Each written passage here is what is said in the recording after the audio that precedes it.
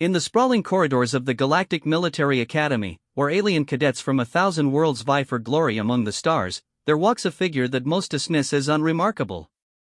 She's human, that much is obvious from her small stature, her soft features, and the way she seems to fade into the background when the Crothery giants flex their battle-hardened exoskeletons or the Vortak display their psychic prowess. But whispered conversations in the darkest corners of frontier space tell a different story. They speak of a human who once stood alone against an entire fleet, who turned the tide of battles that seasoned generals had already conceded as lost. They speak of someone whose very name sends shivers through the spines of hardened warriors who've seen too much death to fear anything anymore. The Academy sees a struggling student who barely passes her theoretical courses, whose small human frame seems ill-suited for the physical demands of galactic warfare. The Frontlines remember something else entirely, a force of nature wrapped in human skin, a reminder that sometimes the greatest weapons come in the most unassuming packages. This is the story of how those two realities collided, and why the galaxy would never be the same again. The school doesn't recognize her might, but the Frontlines remember her. The morning alarm echoed through the dormitory halls of the Galactic Military Academy with its usual piercing shriek, designed to wake even the heaviest sleepers among the diverse student body. Maya Chen rolled out of her narrow bunk with practiced efficiency, her movements economical and precise despite the early hour. Around her, alien cadets of various species began their own morning routines, some requiring elaborate grooming rituals, others needing specialized environmental adjustments to their sleeping chambers. Maya's routine was simple by comparison. A quick wash, a regulation uniform that hung slightly loose on her compact frame, and a protein bar that served as breakfast. She moved through these motions with the same quiet efficiency that characterized everything she did at the academy. It was a deliberate choice, this invisibility. She had learned long ago that standing out rarely led to anything good. The corridors of the academy were a marvel of interspecies engineering, with adjustable gravity zones, atmospheric controls, and architectural features designed to accommodate beings from across the known galaxy. Maya walked through the main thoroughfare, passing towering Crothery whose chitinous exoskeletons gleamed under the artificial lighting, graceful Silithai whose translucent forms seemed to flow rather than walk, and the ever-present Vortak with their distinctive cranial ridges that housed their powerful telepathic organs. She kept her head down, her datapad in hand, reviewing the day's schedule. Tactical analysis with Professor Zethkri, physical combat training with instructor Holnara, and strategic warfare theory with the infamous Dr. Veltar, a former Galactic Defense Force admiral whose lectures were legendary for their intensity. "Watch where you're going, Softskin," growled a voice from above. Maya looked up to see Thakron, a massive Crothery cadet whose family held significant political influence in the hegemony. His compound eyes fixed on her with undisguised contempt. "Some of us have important places to be." Maya stepped aside without comment, allowing Thakron and his small entourage to pass. This was another carefully calculated choice. Engaging with bullies rarely ended well for humans at the academy, where physical prowess was often the measure of respect. Humans, with their relatively fragile frames and lack of natural weaponry, were generally seen as the weakest species to ever gain admission to the prestigious institution. The irony was not lost on her. Professor Zethkri's tactical analysis class was held in one of the Academy's simulation chambers, a spherical room that could project three-dimensional battlefields for study. Today's lesson focused on the Battle of Kepler's Ridge, a pivotal engagement from the recent Void War that had seen Galactic Defense Forces triumph against overwhelming odds. The key to understanding this victory, Professor Zethkri explained, his serpentine form coiled around the central podium, lies not in the tactical brilliance of the fleet commanders, but in the unexpected actions of a single individual who changed the entire course of the battle. Maya's stylus paused over her datapad. She knew this battle. Knew it better than anyone else in the room, though none of her classmates would ever guess why.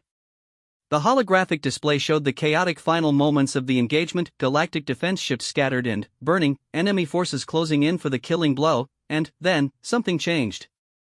The enemy formation suddenly broke apart in confusion, their ships turning on each other with devastating effect.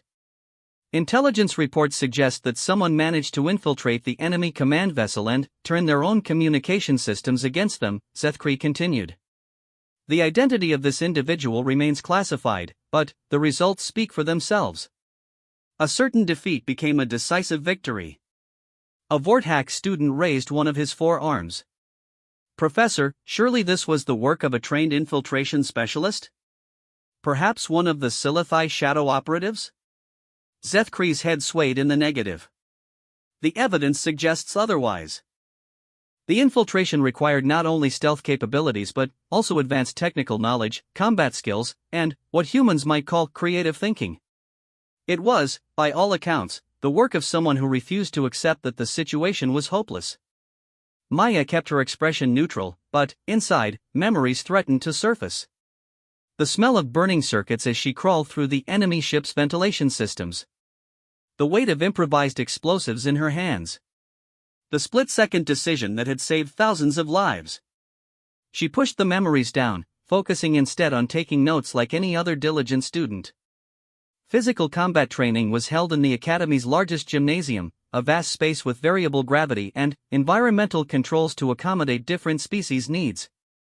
Instructor Halnara, a veteran Crothery warrior with scars covering half of her exoskeleton, divided the class into sparring groups. Today we focus on adaptive combat, Halnara announced, her voice carrying easily across the space. You will face opponents whose capabilities differ significantly from your own. Remember, in real combat, you rarely get to choose your enemies. Maya found herself paired with Velshin, a Sci-Fi whose fluid form and natural camouflage abilities made him a formidable opponent. In the Academy's controlled environment, their sparring matches were always carefully monitored to prevent serious injury. Weapons were dampened, environmental hazards were minimized, and medical staff stood ready to intervene. It was nothing like real combat. Velshin's form shimmered and seemed to divide, his natural ability to create optical illusions coming into play. Maya closed her eyes, relying instead on sound and air movement to track his position.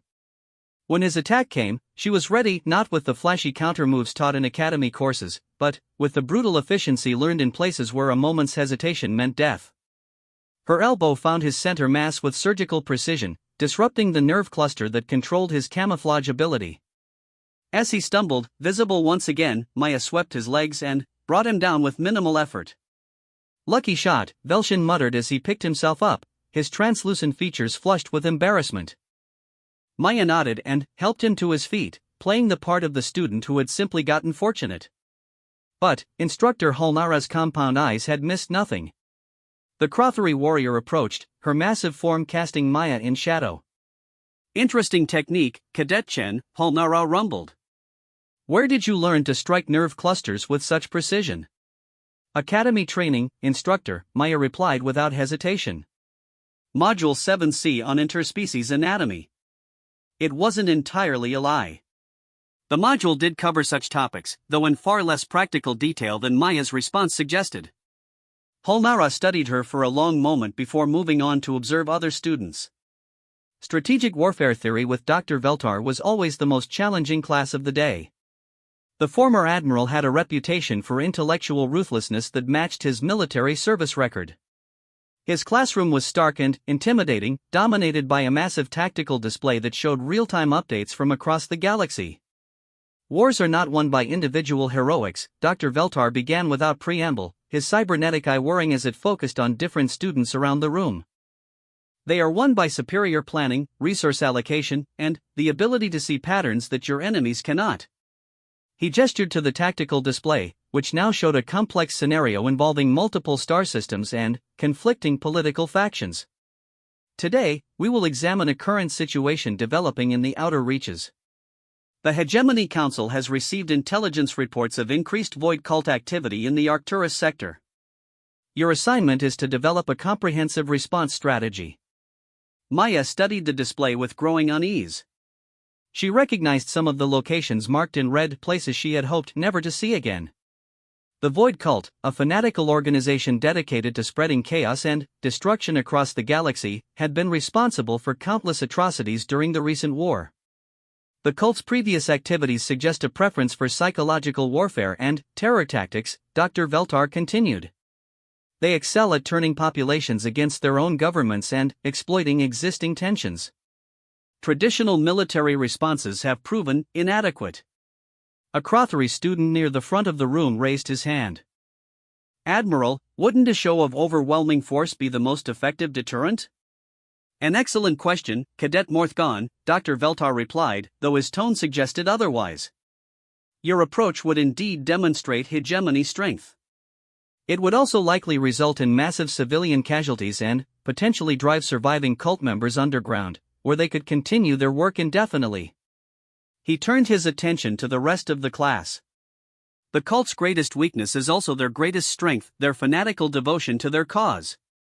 They believe themselves to be instruments of cosmic justice, fighting against an oppressive galactic order. How does one combat an enemy who welcomes death? Maya found herself speaking before she realized it. You make them question their beliefs. The room fell silent. Dr. Veltar's cybernetic eye fixed on her with uncomfortable intensity. Elaborate, Cadet Chen. Maya felt every pair of eyes in the room focused on her.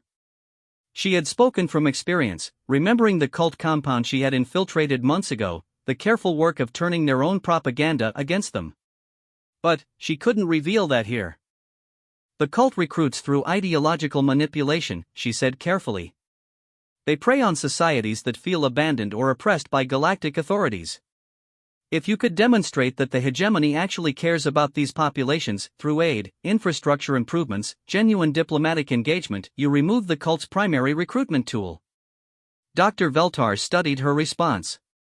An interesting perspective, though perhaps overly optimistic about the power of goodwill. And, what of the cult members already converted to their cause? You turn their own tactics against them, Maya continued, her voice growing more confident. Cult doctrine depends on the belief that they're fighting a righteous war against evil oppressors. If you can demonstrate that their actions are actually harming the very people they claim to protect. She trailed off, realizing she had said more than intended. The room remained silent, her classmates clearly surprised by the depth of her response. Maya Chen, the quiet human who struggled with theoretical coursework, had just outlined a counterinsurgency strategy that impressed even their intimidating professor. Fascinating, Dr. Veltar murmured. You seem to have given considerable thought to the psychological aspects of asymmetric warfare, Cadet Chen. Perhaps you have a hidden talent for strategic thinking. Maya ducked her head, returning to her usual invisibility. Thank you, Professor. After class, she hurried through the corridors toward the dormitories, hoping to avoid any awkward questions from curious classmates. The Academy's evening period was traditionally used for personal study, recreational activities, or small group discussions about the day's lessons. Maya preferred solitude. Her dormitory room was spartanly furnished: a regulation bunk, a small desk, a storage locker for personal belongings. Unlike many of her classmates, Maya had brought few personal items to the Academy. No family photographs, no cultural artifacts, no mementos from home. Her past was something she preferred to leave behind. She was reviewing notes from Dr. Veltar's class when her personal communicator chimed with an incoming message. The sender ID showed only a series of encrypted numbers, but Maya recognized the pattern immediately. Her blood went cold. The message was brief: package requires delivery. Usual terms. Time sensitive. Maya stared at the screen for several long minutes, her mind racing through possibilities and implications. She had hoped that part of her life was over, that the Academy represented a chance at a normal existence. But, apparently, the galaxy had other plans. She typed a brief response: no longer available for delivery services. The reply came almost instantly: Arcturus Sector. Void Cult. Situation critical. Alternative options limited. Maya closed her eyes, fighting against the familiar weight of responsibility that seemed to settle on her shoulders whenever these messages arrived. She thought of her classmates, blissfully unaware of the threats that lurked in the galaxy's darker corners. She thought of the civilians in the Arcturus sector who might die if the Void Cult's plans succeeded. She thought of Dr. Veltar's lecture and the irony of discussing theoretical responses to a situation she might soon face in reality. Finally, with reluctant fingers, she typed, "Will consider. Need full briefing." The response included coordinates for a meeting location and a time, tomorrow evening, during the Academy's recreational period. Maya deleted all traces of the conversation from her communicator and began preparing for a meeting she had hoped never to attend again. Outside her window, the academy's towers glowed against the night sky, filled with students pursuing their dreams of military glory and galactic service. Inside her small room, Maya Chin sat in darkness, contemplating the distance between the person she was trying to become and the weapon she had always been. The academy might not recognize her true capabilities, but the galaxy kept calling her back to war. And, despite her best efforts to leave that life behind, Maya knew she would answer that call. She always had. The next evening found Maya walking through the academy's recreational district, a carefully designed area meant to help students from different species socialize and unwind. Holographic entertainment centers catered to various sensory preferences, while restaurants offered cuisine from across the galaxy. The sound of laughter and conversation in dozens of languages created a comfortable background hum. Maya moved through the crowds with practiced ease, her route taking her past the popular gathering spots where her classmates typically spent their free time. To any casual observer, she appeared to be simply taking an evening stroll, perhaps heading to one of the quieter study areas or the observation deck that offered spectacular views of the Academy's host planet.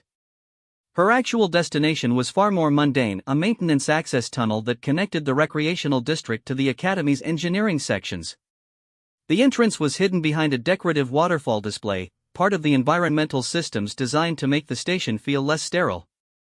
Maya slipped through a service hatch while a group of Sci-Fi students were distracted by a nearby musical performance. The tunnels beneath the academy were a maze of conduits, power lines, and atmospheric processing equipment. Maya navigated them from memory, her footsteps silent on the metal grating.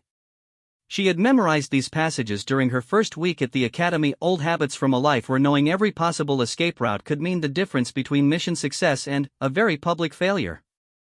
The meeting location was a small chamber housing backup communication relays, far enough from the main areas to ensure privacy but close enough to academy systems that any monitoring would appear routine. Maya arrived precisely on time, though she had been positioned nearby for the past 20 minutes, observing for any signs of surveillance or trap. Her contact was already waiting, a figure in the standard gray uniform of academy maintenance staff, face hidden beneath a service cap and half-mask designed to filter atmospheric contaminants. But Maya recognized the posture, the way he held his left shoulder slightly higher than his right due to an old injury. "Hello, Commander Chen," the figure said, his voice carrying the slight mechanical distortion of a voice modulator. "You're looking well. Academic life agrees with you." "Cut the pleasantries, handler," Maya replied, using the title she had always known him by. "I made myself clear in my message. I'm done with that life." The handler moved closer, lowering his voice despite the privacy of their location. "The situation in the Arcturus sector has deteriorated faster than our initial projections suggested. 3 colony worlds have gone dark in the past week. The Void Cult isn't just recruiting, they're implementing something called the Silence Protocol." Maya felt her blood chill. She had heard whispers of the Silence Protocol during her last mission, fragments of intercepted communications that suggested something far worse than the cult's usual terror tactics. "What do we know about it?" "Very little, which is what makes it so dangerous," the handler admitted. "Our intelligence suggests it involves some form of mimetic weapon, ideas or information that can reshape a population's loyalty at the neurological level. Entire cities have switched allegiance overnight, with no apparent coercion or traditional indoctrination involved." Maya leaned against a support pillar, processing the implications. Mimetic warfare was still theoretical in most military circles, the subject of academic papers rather than operational planning. But the Void Cult had always been ahead of conventional thinking when it came to psychological manipulation. "Why me?" she asked, though she suspected she already knew the answer. "The hegemony has thousands of trained agents, special forces units, intelligence operatives. None with your particular combination of skills," the handler replied. "The cult knows our standard operational procedures, our training methods, our psychological profiles. They've adapted their security measures accordingly. But, you..." He paused, studying her with eyes that had seen too much. "You've never followed standard procedures. You improvise in ways that our enemies can't predict." Maya thought of her morning combat training, the way she had defeated Velshin using techniques that weren't taught in any academy course. The handler was right, her methods were unorthodox because they had been learned in situations where orthodox approaches led to death. Besides, the handler continued, you're already perfectly positioned. The Academy has been selected as the staging ground for the hegemony's response to the crisis. Admiral Thane will be arriving within the week to take direct command of the operation. Your classmates will become the junior officers and specialists supporting the mission. Maya straightened, understanding immediately why this changed everything. If the Academy was being mobilized, her fellow students would be thrust directly into harm's way, young beings who had trained for war but never experienced its reality. They would be facing an enemy that had perfected the art of turning people's own minds against them.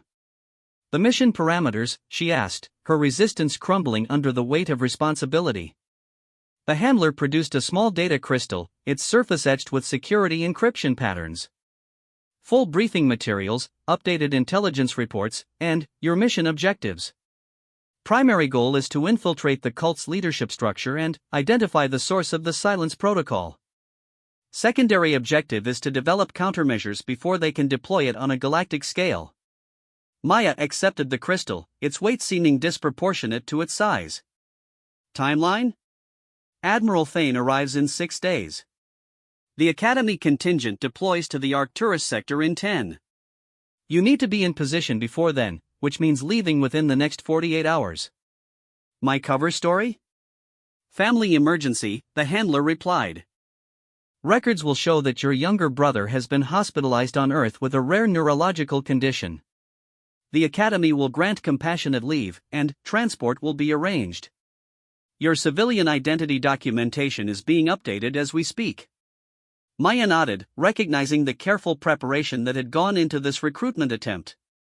The handler had clearly expected her to accept the mission despite her initial resistance. It was both professionally impressive and personally irritating. One more thing, the handler said as he prepared to leave. Your performance at the Academy has been noted. Dr. Veltar's report on your strategic analysis was particularly interesting. Some people are beginning to suspect that you're more than you appear. Meaning? Meaning be careful. The Academy breeds intelligent, observant individuals who are trained to notice patterns and anomalies. Your quiet student persona may not survive much longer under scrutiny. With that warning, the handler disappeared back into the maintenance tunnels, leaving Maya alone with her thoughts and the weight of another impossible mission. She remained in the chamber for several more minutes, turning the data crystal over in her hands while considering her options. She could refuse, abandon her post at the Academy, and disappear into the civilian population of some remote world. She had the skills and resources to build a new life far from the galaxy's conflicts. But she thought of Thakron and his casual arrogance, of Velshin's earnest efforts to master combat techniques he might soon need to survive, of the dozens of young beings who would march into battle believing their academy training had prepared them for anything they might face. Maya pocketed the data crystal and began making her way back to the recreational district. She had preparations to make and very little time to make them. Her return journey took her past the Academy Central Plaza, where a large crowd had gathered around a public announcement display. Maya moved closer, curious about what might have drawn so much attention. The display showed Admiral Thane himself, his weathered features familiar from countless military broadcasts. The Admiral was a legend among galactic defense forces, a strategic genius who had never lost a major engagement, known for his ability to inspire troops and his willingness to lead from the front lines. Proud to announce that the Galactic Military Academy will be playing a crucial role in our response to recent developments in the outer reaches, Admiral Thane was saying. Your institution has produced some of the finest officers in the galaxy, and now you will have the opportunity to put your training to the test in service of peace and justice. Maya watched her classmates' reactions to the announcement. Some showed excitement at the prospect of real military action, while others appeared nervous about the transition from academic exercises to actual combat. None of them looked truly prepared for what they were about to face. Thakron stood near the front of the crowd, his massive form radiating confidence. About time, he rumbled to his companions. All this theoretical study was beginning to make me soft. Real combat will separate the warriors from the pretenders. Maya suppressed the urge to point out that real combat had a way of humbling even the most confident warriors. Instead, she began mentally cataloging which of her classmates might survive their first engagement with the Void Cult and which would need additional protection. That evening, she accessed the data crystal using a portable reader concealed within her personal study materials. The briefing files painted a picture of escalating crisis that was even worse than the handler had indicated. The Void cult's expansion into the Arcturus sector followed a pattern that intelligence analysts had initially dismissed as random terrorism. Isolated attacks on communication facilities, seemingly arbitrary strikes against government buildings, the systematic assassination of local leaders who might organize effective resistance. But, viewed from a broader perspective, the pattern revealed a carefully orchestrated campaign designed to create the exact conditions necessary for mimetic warfare to succeed. Populations under stress, cut off from reliable information, and deprived of trusted leadership were particularly vulnerable to the kind of psychological manipulation the cult specialized in. The Silence Protocol appeared to be the culmination of decades of research into human and alien psychology, a weapon that could rewrite loyalty and purpose at the most fundamental level. The most disturbing part of the briefing involved reports from cult defectors and captured operatives. Under interrogation, they consistently claimed to have no memory of their conversion to the cult's cause. They remembered their previous lives, their families, their personal beliefs, but they also genuinely believed that serving the cult was their highest purpose, a conviction they couldn't explain or rationalize. Maya spent hours studying the psychological profiles, tactical assessments, and mission parameters.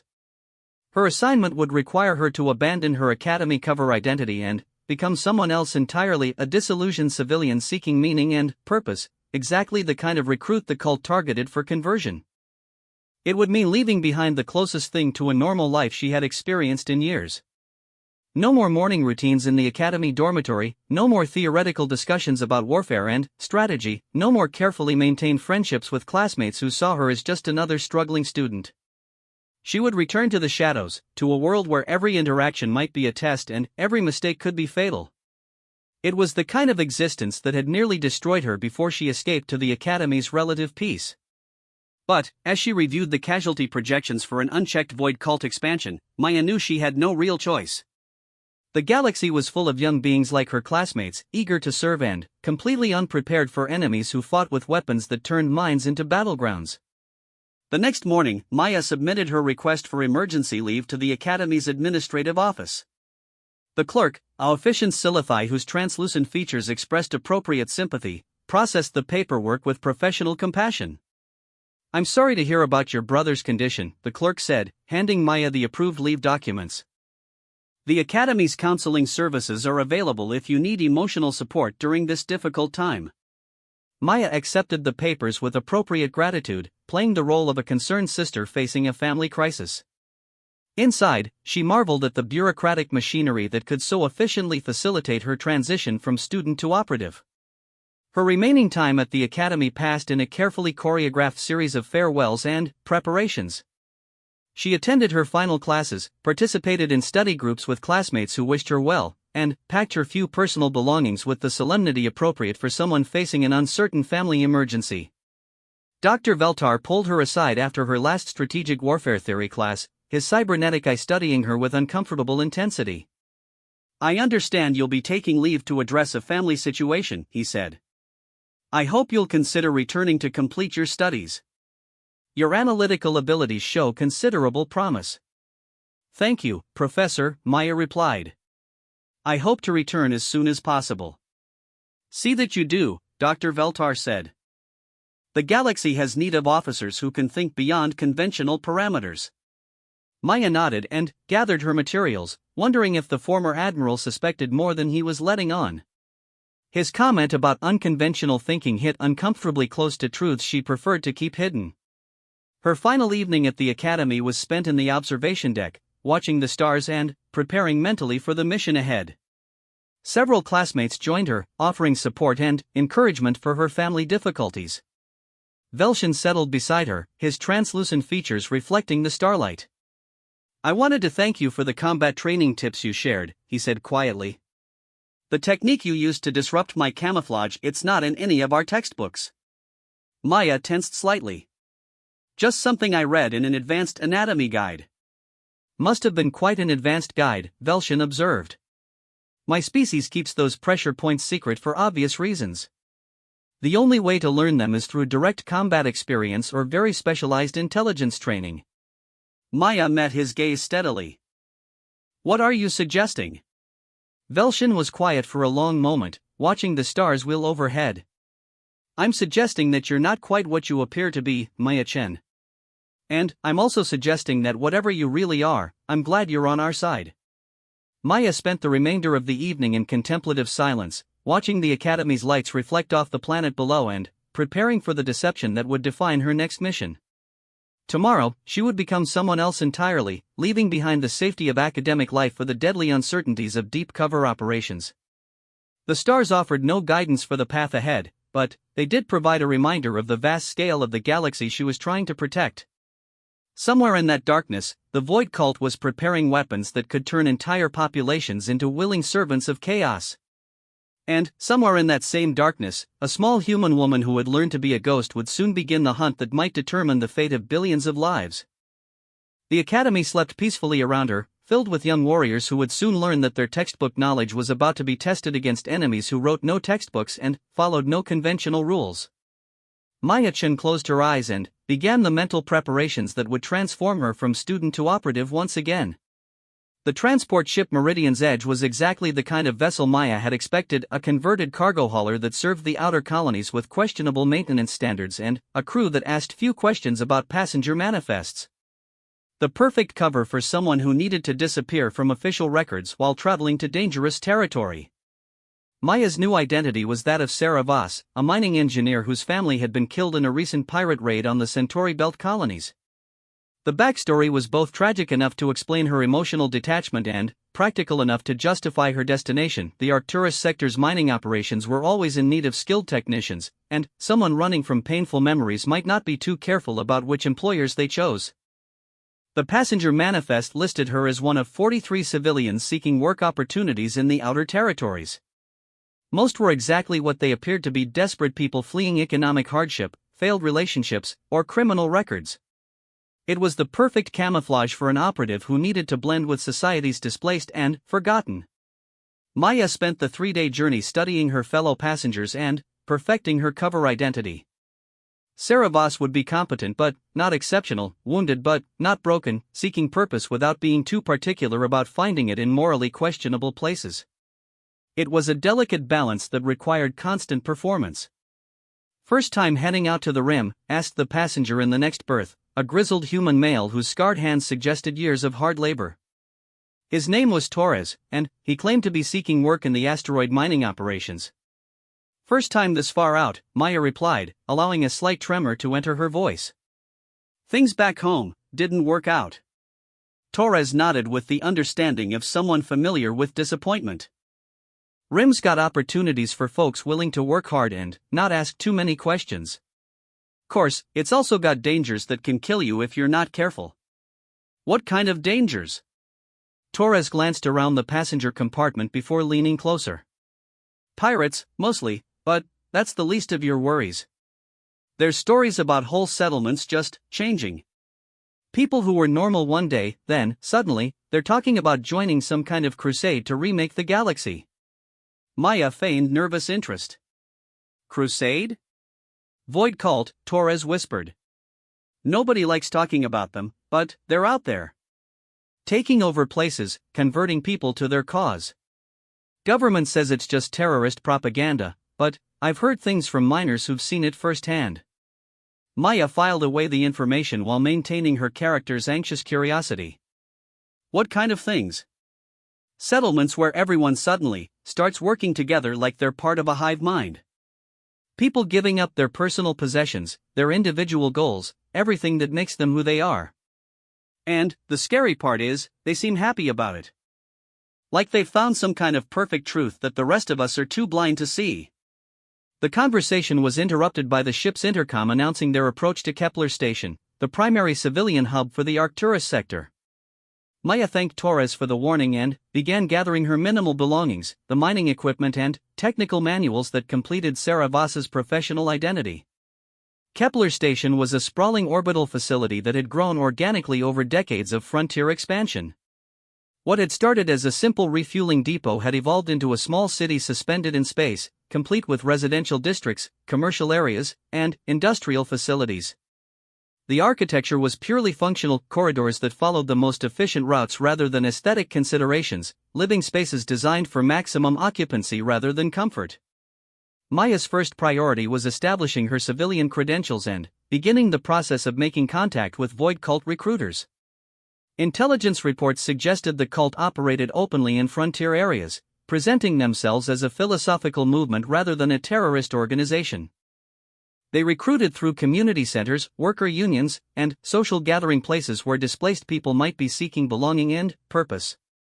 She rented a small apartment in the station's lower districts, a space barely large enough for a bed and basic amenities.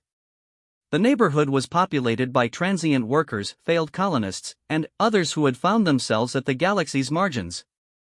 It was exactly the kind of place where someone like Sarah Voss might end up, and exactly the kind of place where the Void cult did its best recruiting. The mining employment office was located in the station's industrial sector, a bustling area filled with equipment suppliers, transport coordinators, and representatives from dozens of extraction companies. Maya presented her credentials to a harried administrator who barely glanced at her qualifications before adding her name to several waiting lists. Helios Mining is looking for people immediately, the administrator told her, highlighting an entry on his display. It's grunt work in the asteroid fields, but they pay well and don't ask many questions. Dangerous work, though. They've lost 3 teams in the past month. Lost them how? Maya asked, maintaining Sarah's nervous concern. Pirates, mostly. Sometimes equipment failure. The outer fields are rough territory, but that's where the good ore is. He paused, studying her more carefully. You seem a bit refined for asteroid mining. Most of our engineers go to the established operations on the settled worlds. Maya allowed her shoulders to slump slightly, projecting the defeated posture of someone whose options had been reduced by circumstances. I'll take whatever work is available. I need to stay busy right now. The administrator's expression softened with recognition of personal tragedy. I understand. Helios is departing tomorrow if you're interested. Captain Morrison runs a tight ship, and he's always looking for technical people who can handle themselves in difficult situations. Maya accepted the position, knowing that Helios Mining's operations would take her directly into the areas where Void cult activity was most concentrated. The asteroid fields provided perfect cover for clandestine meetings and illegal operations, while the isolation made it difficult for government authorities to monitor what was happening. That evening, she made her first attempt at locating cult recruiters by visiting the Nexus, a bar and social center that catered to the station's transient population. The establishment was exactly what she had expected: dimly lit, poorly ventilated, and filled with people seeking to forget their troubles through alcohol and temporary companionship. Maya positioned herself at the bar with a drink she had no intention of finishing, observing the crowd and listening for the kind of conversations that might indicate cult presence. She didn't have to wait long. The thing is, nobody cares about us out here, a voice was saying at a nearby table. We risk our lives pulling resources out of the void, and for what? So the inner worlds can live in comfort while we scrape by on whatever they decide we're worth. Maya glanced over to see a group of miners engaged in the kind of political discussion that was common among frontier workers.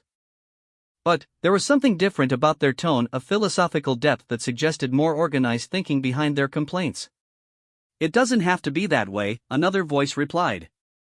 There are people working to change things, to build something better than this system of exploitation and inequality. Maya nursed her drink and moved closer, using the crowd's natural flow to position herself within hearing range. The speakers were a mixed group: humans, a Silithai, and what appeared to be a modified Crothery with prosthetic limbs suggesting industrial accidents. Change requires sacrifice, the Crothery was saying, his mechanical voice modulators giving his words an eerie resonance. Personal comfort, individual desires, the illusion of separate identity, all obstacles to achieving true unity of purpose. The conversation continued for another hour, touching on themes that Maya recognized from intelligence briefings about cult recruitment tactics. The speakers never explicitly mentioned the Void cult or any specific organization, but their philosophical approach and vocabulary matched documented recruitment patterns. As the evening progressed, Maya noticed that new people occasionally joined the conversation while others drifted away. It had the feel of an ongoing discussion that attracted anyone seeking answers to the fundamental inequities of frontier life. She waited until the group began to disperse before approaching the Crothery, who seemed to be leading the discussion. "Excuse me," she said, projecting Sarah's combination of curiosity and desperation. "I couldn't help overhearing your conversation. The things you were talking about, they made a lot of sense." The Crothery studied her with compound eyes that had been modified with additional optical sensors. "You're new to Kepler Station. Looking for work, seeking a fresh start after some personal tragedy." Maya blinked, surprised by the accurate assessment. "How did you know?" "Body language, speech patterns, the way you hold yourself," the Crothery replied. "I've learned to recognize people who are searching for something more meaningful than simple survival. My name is Kekstar, and I think you might find our regular discussions interesting." "Sarah Voss," Maya replied, shaking the offered mechanical hand. "And, yes, I think I would be interested." Kekstar provided her with information about weekly gatherings that explored alternative perspectives on social organization and personal fulfillment. The language was carefully neutral, avoiding any terms that might trigger security monitoring, but Maya recognized the recruitment structure from her briefing materials. She spent the next week participating in Helios mining operations while attending evening discussions led by Kekstar and a rotating group of speakers.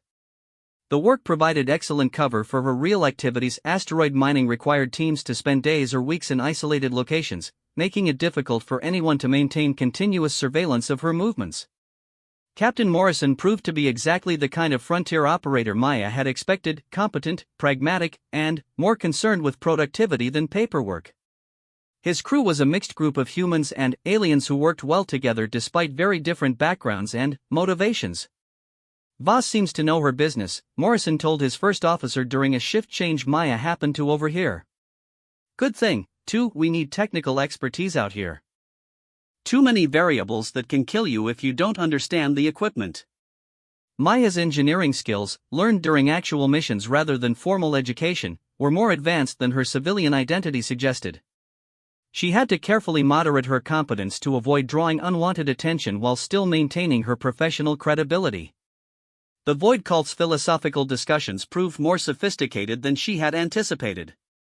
Rather than simple ideological indoctrination, they presented a complex worldview that addressed legitimate concerns about galactic inequality, individual suffering, and the apparent meaninglessness of existence in a vast, indifferent universe.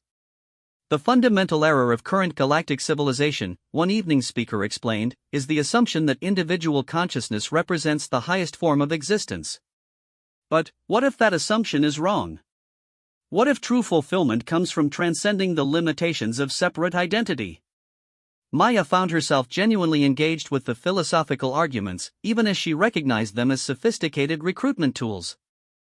The cult had clearly spent considerable time developing intellectual frameworks that could appeal to educated, thoughtful people rather than relying solely on emotional manipulation.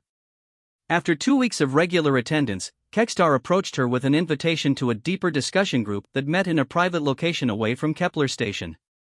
Maya accepted, knowing that this represented the next level of cult recruitment and her best opportunity to gather intelligence about their operations. The meeting location was an abandoned mining facility in the outer asteroid belt, accessible only by personal transport and far from any government monitoring stations. Maya arrived aboard a shuttle piloted by another cult recruit, a human woman named Elena, who spoke with the fervent conviction of someone who had found ultimate truth. "The things they'll show you tonight," Elena said as they approached the facility, "will change your understanding of everything. Reality, purpose, your place in the cosmic order, all of it will finally make sense." The facility had been converted into a combination meeting hall and living space, with accommodations for perhaps 50 people. Maya counted approximately 30 individuals present, representing a dozen different species and a wide range of professional backgrounds. These were not the desperate and displaced people she had expected, but educated individuals who had consciously chosen to embrace the cult's philosophy. The evening's presentation was delivered by someone who introduced himself only as the Catalyst, a tall, thin human whose eyes held the unsettling intensity of absolute certainty. His message was more direct than anything Maya had heard in the preliminary discussions. "You have all experienced the fundamental isolation of individual consciousness," the Catalyst began, his voice carrying easily through the chamber. The loneliness of being trapped inside your own thoughts, your own limited perspective, your own inevitable mortality. Tonight, you will learn that this isolation is not necessary. What followed was a detailed explanation of what the catalyst called consciousness integration, a process that would allow individuals to transcend the boundaries of separate identity while maintaining their essential selves. It sounded like science fiction, but the technical details suggested serious research into neural network modification and mimetic programming. The silence protocol, the catalyst continued, represents the culmination of decades of research into the nature of consciousness itself. Those who undergo the process report a sense of connection and purpose that surpasses anything available through traditional existence. Maya felt ice form in her stomach. This was the first direct mention of the silence protocol she had heard from cult sources, and it confirmed her worst fears about their capabilities. They weren't just recruiting followers, they were performing experimental modifications on human consciousness. Who would like to volunteer for tonight's demonstration? The catalyst asked, scanning the assembled group with predatory interest. Several hands rose, including Elena's. Maya kept her expression neutral while her mind raced through options. She needed to see what the demonstration involved, but volunteering herself would likely expose her to the very mimetic weapons she was trying to understand. Elena was selected for the demonstration, her face glowing with anticipation as she was led to a chair surrounded by sophisticated-looking equipment. The catalyst explained that the process would allow everyone present to experience a limited form of consciousness sharing, a taste of what full integration could provide. Maya watched in horrified fascination as Elena was connected to what appeared to be a neural interface device. The equipment was far more advanced than anything in standard medical or research applications, suggesting that the cult had access to cutting-edge technology that most government agencies didn't possess. Observe, the catalyst said as Elena's expression became distant and serene. She is now connected to our collective consciousness network. Her thoughts, her experiences, her very sense of self are being shared with others who have undergone the full integration process. Elena began to speak, but her voice carried an odd quality, as if multiple people were talking through her vocal cords.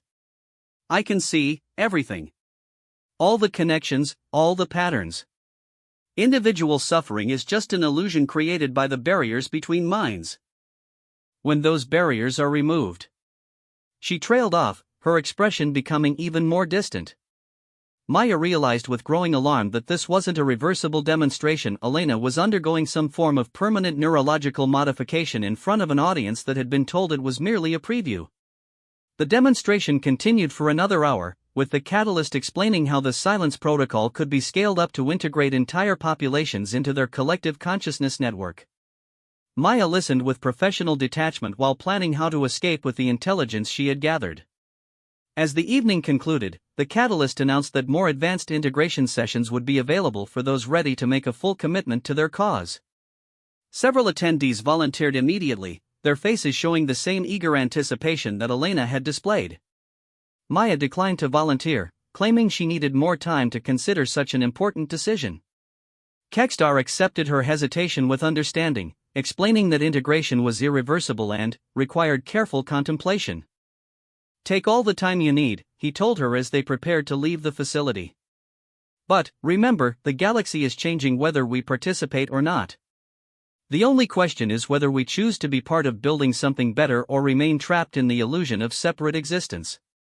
During the shuttle ride back to Kepler Station, Maya observed Elena's behavior for signs of the personality changes that intelligence reports had described. The woman seemed normal in most respects, but there was a subtle difference in her speech patterns and responses that suggested fundamental alterations to her psychological makeup. How do you feel? Maya asked carefully. Perfect, Elena replied without hesitation. For the first time in my life, I understand my true purpose. All the confusion, all the uncertainty, it's gone. I know exactly what I need to do and why it matters. Maya suppressed a shudder. Elena's certainty was complete and unshakable, the kind of absolute conviction that made people capable of any action in service of their beliefs. If the silence protocol could produce this level of commitment on a large scale, entire populations could be converted into willing servants of the cult's agenda. Back at Kepler Station, Maya began the delicate process of transmitting intelligence reports to her handler while maintaining her cover identity. The cult's capabilities exceeded even the worst-case scenarios in her briefing materials. They possessed technology that could perform permanent modifications to human consciousness, and they were actively recruiting educated, capable individuals to serve as test subjects and eventual converts. More disturbing was the realization that their recruitment success wasn't based solely on desperation or manipulation. Many of the people she had observed seemed to genuinely believe that consciousness integration offered a solution to fundamental problems of existence that traditional society couldn't address. Maya encrypted her reports using techniques that would make them appear to be personal messages to family members, transmitted through commercial communication networks that the cult was unlikely to monitor. But she knew that her time undercover was limited. Eventually, she would be expected to undergo integration herself or risk exposure as a government agent.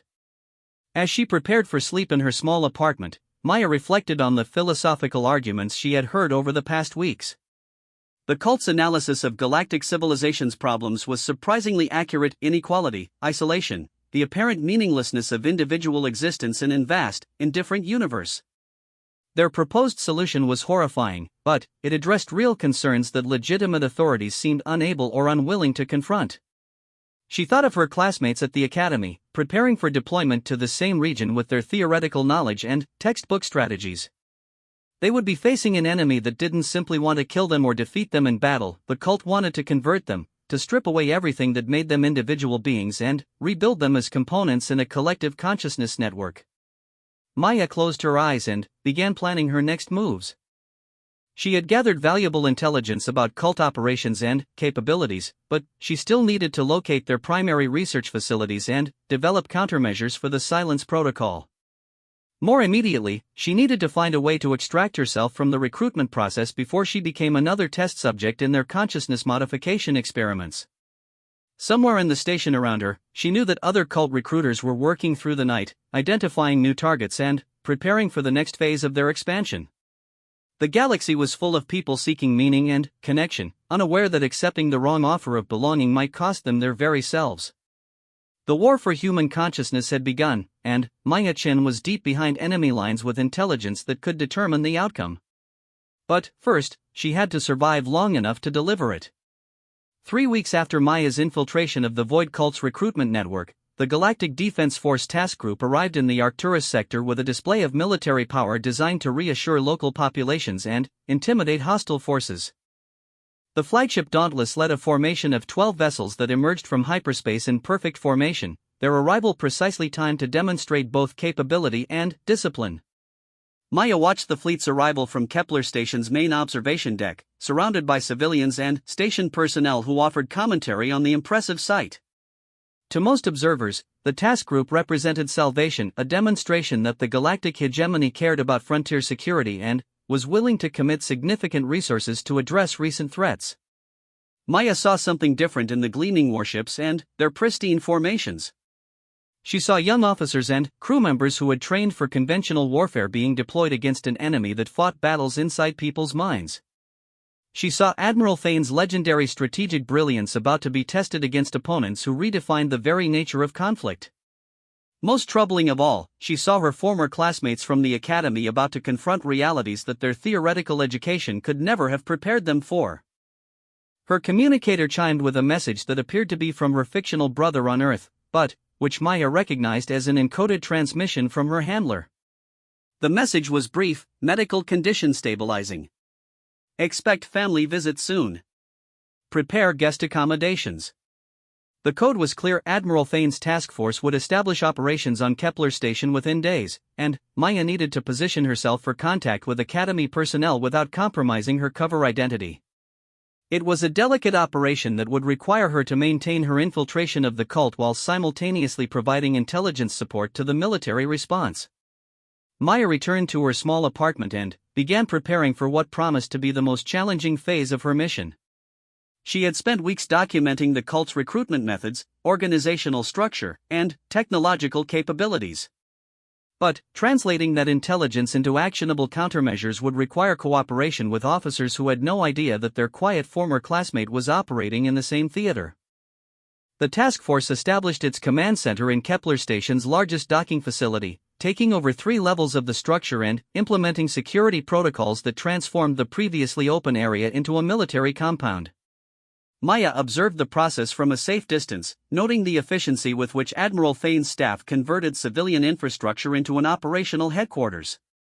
She recognized several Academy instructors among the senior staff, their presence indicating that this mission was being treated as both a combat operation and a training exercise for the younger officers. Dr. Veltar appeared as the task force intelligence coordinator, his cybernetic eye and scarred features making him easily identifiable even at a distance. The challenge was making contact without exposing either her cover identity or her real mission. Sarah Voss, mining engineer, had no legitimate reason to approach military personnel, and Maya Chen, academy student, was supposed to be on Earth dealing with family medical emergencies. The solution came from an unexpected source, Kekstar, the Crothery who had first recruited her into cult discussion groups. He approached Maya during her shift break at the Helios mining facility, his mechanical voice carrying an urgency she hadn't heard before. The arrival of military forces changes our timeline significantly, he told her without preamble. We need committed individuals who can provide intelligence about government operations while maintaining their civilian covers. Maya felt her pulse quicken but maintained Sarah's character. What kind of intelligence? Troop movements, communication protocols, operational plans, anything that might help us protect our communities from military interference, Kekstar replied. The hegemony claims to be here for our protection, but history suggests otherwise. Maya realized she was being recruited as a cult intelligence asset, positioned to spy on the very forces she was supposed to support. It was both an opportunity and a deadly complication. Accepting the mission would give her access to cult intelligence operations, but it would also require her to appear to betray the military forces she was actually trying to help. I'm not sure I'm qualified for that kind of work, Maya said carefully. I'm just an engineer. Engineers have access to technical systems that military forces depend on, Kekstar explained. Station infrastructure, power distribution, communication networks, all potential vulnerabilities that could be exploited if necessary. Maya accepted the assignment with appropriate reluctance, understanding that she was now operating at the intersection of multiple deceptions. She would need to appear to provide intelligence to the cult while actually feeding them misinformation, all while gathering real intelligence about their operations and passing it to her actual handlers. That evening, she made her first approach to the military compound using Sarah Voss's legitimate employment with Helios Mining as cover. The mining company had contracts to provide technical support for station infrastructure, giving her access to areas that would normally be restricted to military personnel. The security checkpoint was staffed by academy graduates Maya didn't recognize, their young faces showing the nervous alertness of officers in their first real deployment. She presented her credentials with professional competence, answered routine questions about her work assignment, and tried not to react when she spotted familiar figures in the corridors beyond. Thakron was there, his massive Crothery frame unmistakable even in military uniform. He was engaged in conversation with a group of other junior officers, his voice carrying the same confident arrogance Maya remembered from academy combat training. Nearby, she glimpsed Velshin's translucent features as he worked at a communication console, his natural camouflage abilities making him perfect for intelligence work. Maya completed her technical assessment of the station's power distribution systems, carefully documenting the information that Sarah Voss would legitimately need while also noting details that might be useful for her real mission. The military had implemented impressive security upgrades, but they were designed to counter conventional threats rather than the kind of mimetic warfare the cult specialized in. Her biggest concern was the task force's psychological readiness.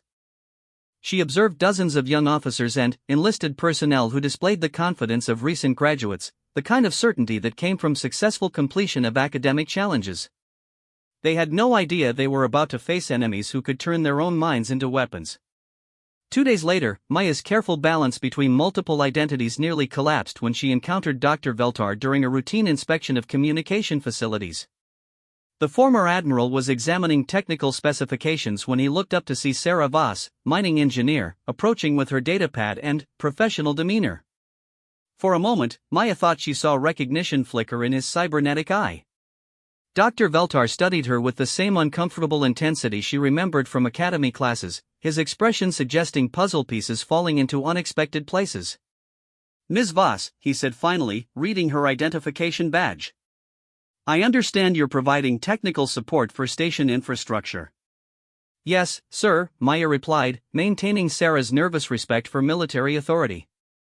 Ensuring that power and communication systems meet your operational requirements. Interesting work, Dr. Veltar observed.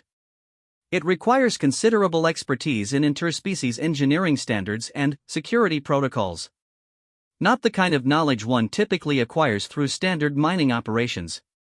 Maya felt sweat form between her shoulder blades despite the station's climate control. I've had diverse work experience, sir. The frontier requires adaptability. Dr. Veltar nodded slowly, but his cybernetic eye continued to study her with mechanical precision. Indeed it does. Adaptability is perhaps the most valuable skill in unconventional warfare.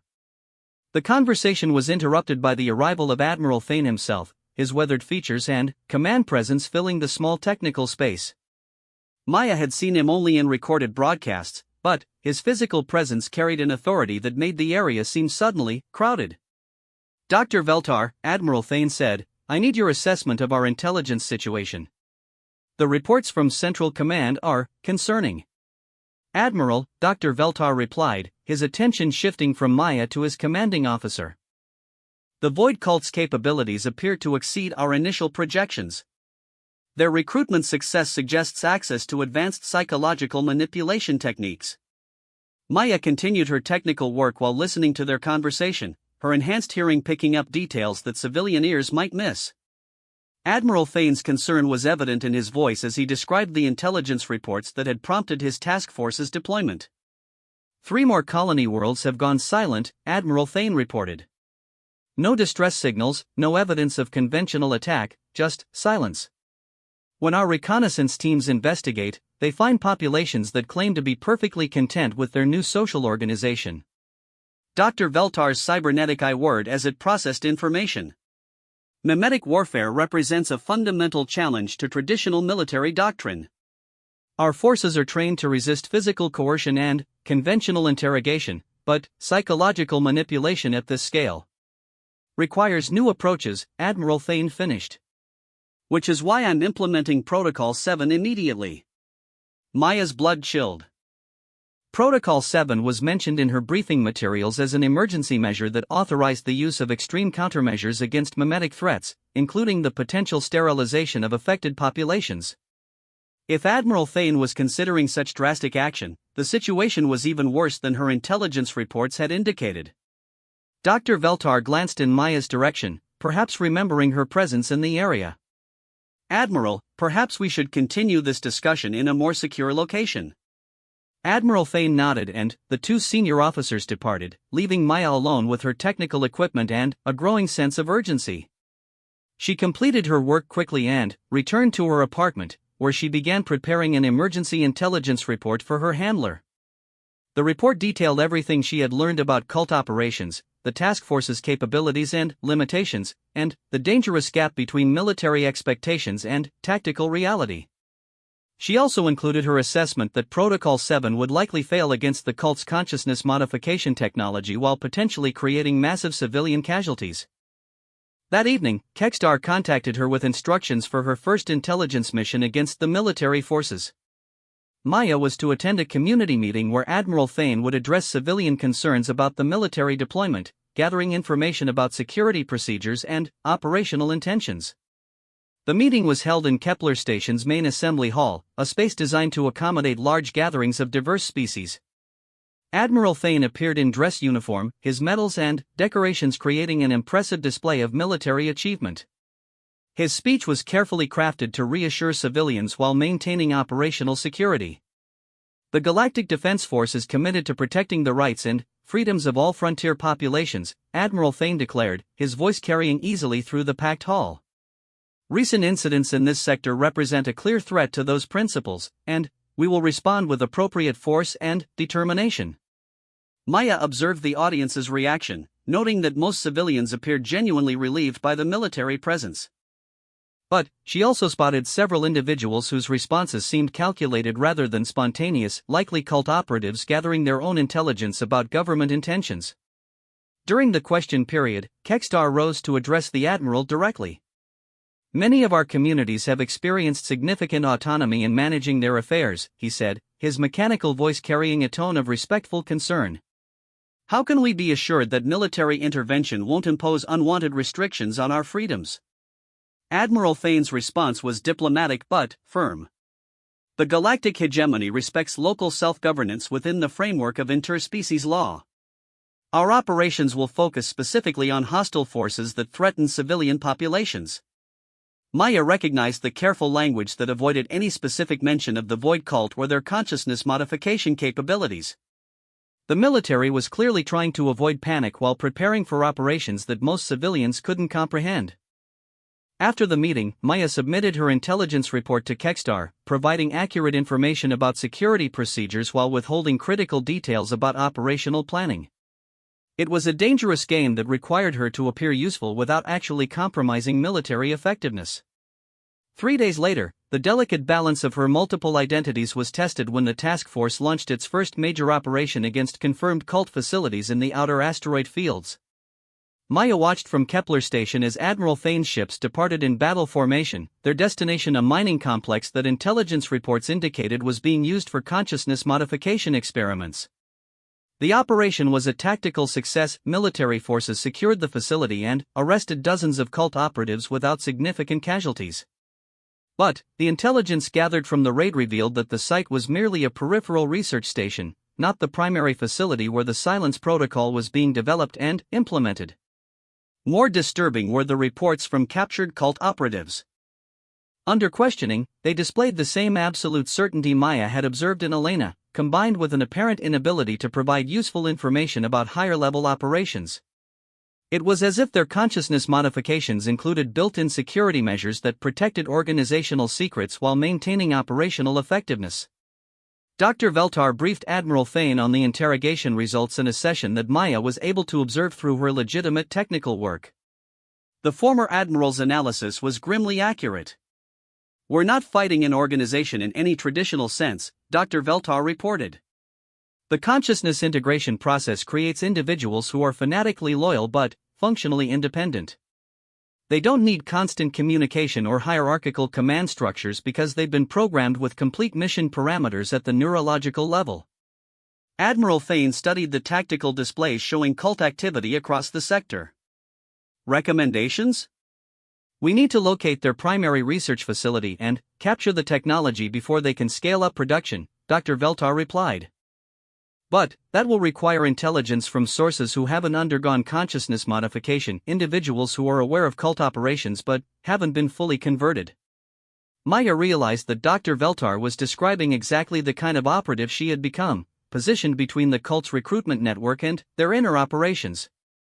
The question was whether the former admiral suspected her true identity or was simply analyzing tactical requirements.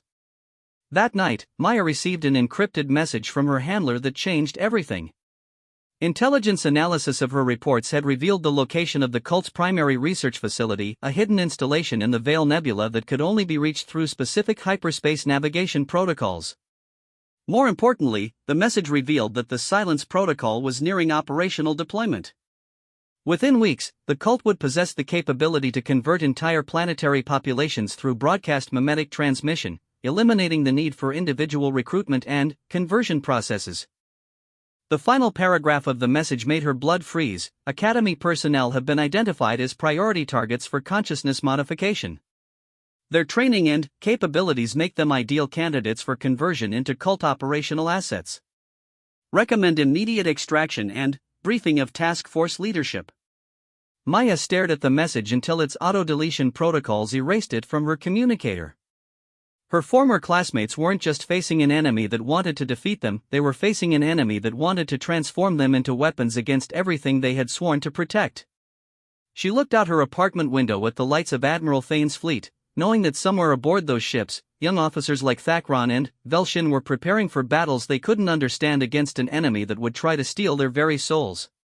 Maya began planning what might be her final mission, a desperate attempt to reveal her true identity and deliver critical intelligence to the task force before the cult's timeline eliminated any possibility of effective resistance. But first, she had to find a way to prove her identity to people who knew Maya Chen as a struggling academy student, not as the operative who might be their only hope of survival. The war for human consciousness was entering its final phase, and Maya was running out of time to prevent a victory that would transform the galaxy forever. The cult's attack on Admiral Thane's task force came at 0347 station time, during the shift change when human circadian rhythms were at their lowest ebb. Maya was awakened not by alarms or explosions, but by the sudden silence where the usual background hum of station operations should have been. Every instinct honed by years of covert operations screamed danger.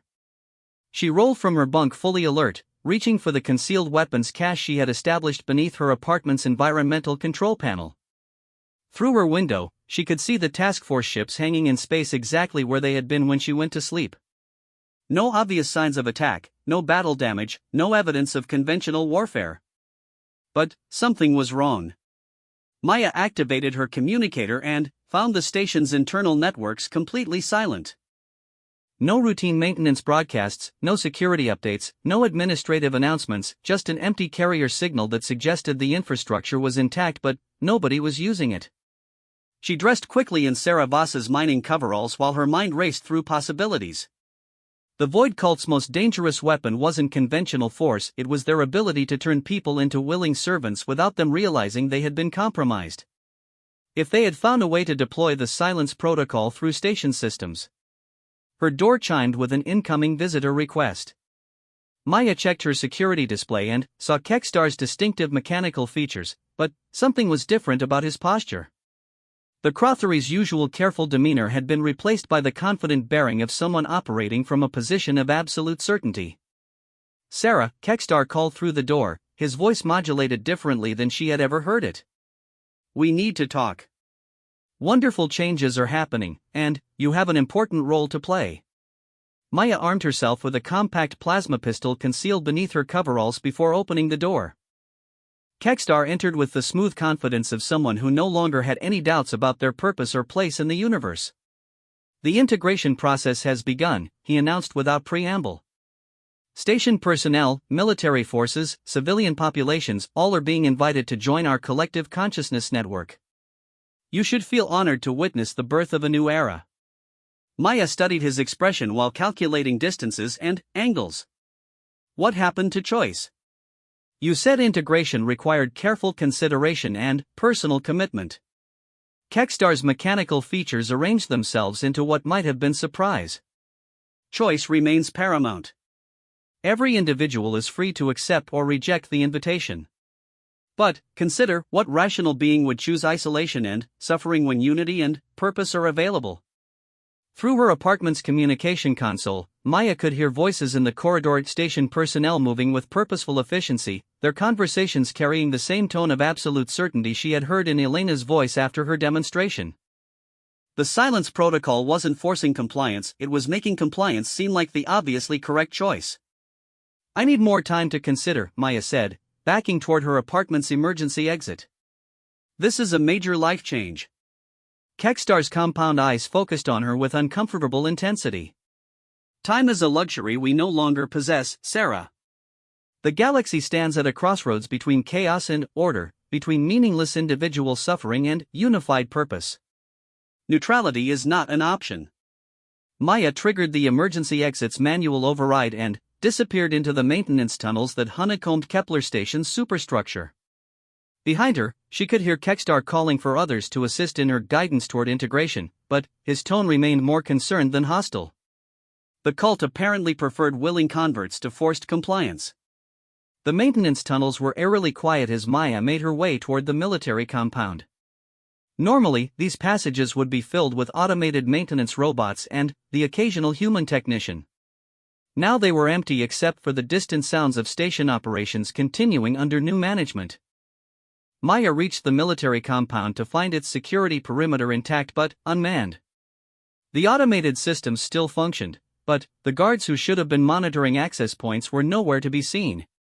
She used her technical credentials to access a maintenance hatch that led directly into the command center's lower levels. The command center itself was a study in surreal normalcy. Admiral Thane's staff continued their operations with the same professional efficiency Maya had observed before, but their body language and speech patterns carried subtle changes that indicated fundamental alterations to their psychological makeup.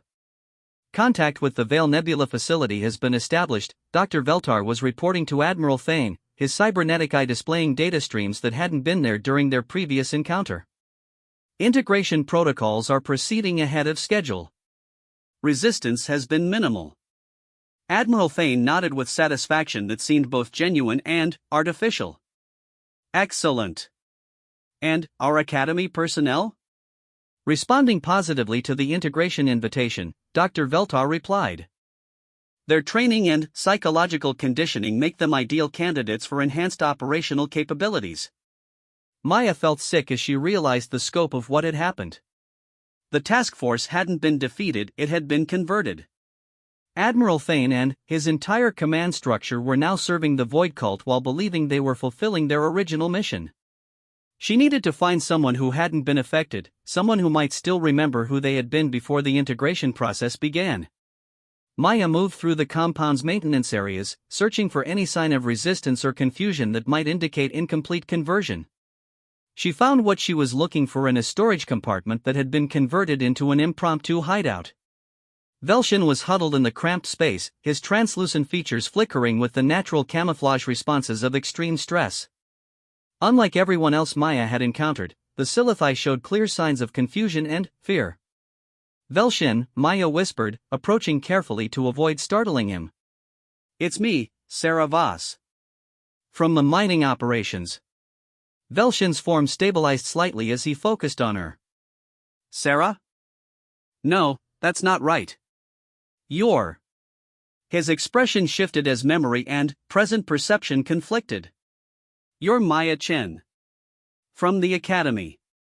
But, you're supposed to be on Earth. Maya felt relief flood through her. Velshin's natural telepathic resistance had apparently protected him from complete integration. That's right. I'm Maya Chen, and I need your help understanding what happened here. Velshin's camouflage flickered as he struggled to reconcile conflicting information. Everyone started changing yesterday evening. Not physically, but their thoughts became unified. Synchronized. They all agreed that joining the cult's collective consciousness was the logical choice. But, you didn't change? Silithai neural architecture includes natural defenses against mental intrusion, Velshin explained. But, those defenses are weakening. I can feel the integration.